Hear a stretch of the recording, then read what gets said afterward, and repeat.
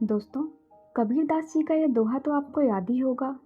काल करे सो आज करे सो अब, पल में परिलय होएगी, बहुरी करेगा कब।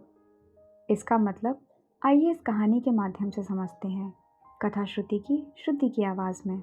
एक बार की बात है, एक शिष्य अपने गुरु का बहुत आदर सम्मान किया करता था। गुरु भी अपने शिष्य से बहुत स्नेह करते थे, लेकिन वह शिष्य अपने अध्ययन के प्रति आलसी और स्वभाव से दीर्घसूत्री था। सदा स्वाध्याय से दूर भागने की कोशिश करता तथा आज के काम को कल के लिए छोड़ दिया करता था। अब गुरुजी कुछ चिंतित रहने लगे कि कहीं उनका शिष्य जीवन संग्राम में पराजित ना हो जाए। आलस्य में व्यक्ति को अकर्मण्य बनाने की पूरी सामर्थ्य होती है। ऐसा व्यक्ति बिना परिश्रम के ही फलोपभोग करने की कामना करता है। वह शीघ्र निर्णय नहीं ले सकता और यदि ले भी लेता है तो उसे कार्यान्वित नहीं कर पाता। यहाँ तक कि अपने पर्यावरण के प्रति भी सजग नहीं रहता है और न भाग्य द्वारा प्रदत्त सुअवसरों का लाभ उठाने की कला में प्रवीण हो पाता है। उन्होंने मन ही मन में अपने शिष्य के कल्याण के लिए एक योजना बना ली। एक दिन एक काले पत्थर का टुकड़ा उसके हाथ में देते हुए गुरुजी ने कहा, मैं तुम्हें यह जादुई पत्थर का टुकड़ा 2 दिन के लिए देकर कहीं दूसरे गांव जा रहा हूँ। जिस भी लोहे की वस्तु को तुम इससे स्पर्श करोगे वह स्वर्ण में परिवर्तित हो जाएगी।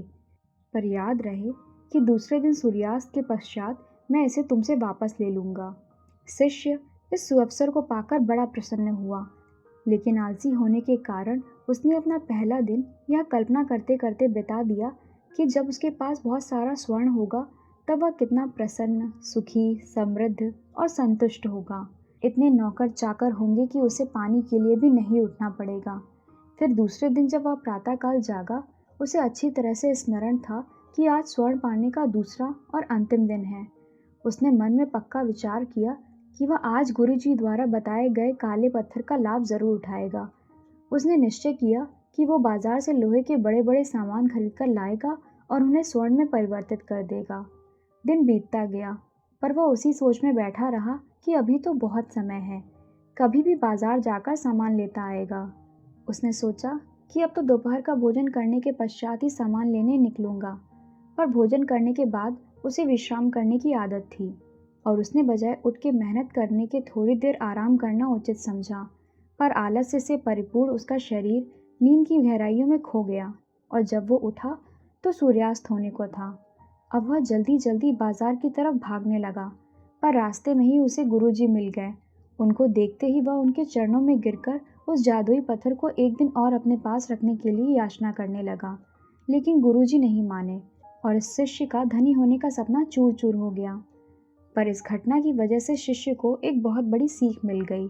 उसे अपने आलस्य पर पछतावा होने लगा।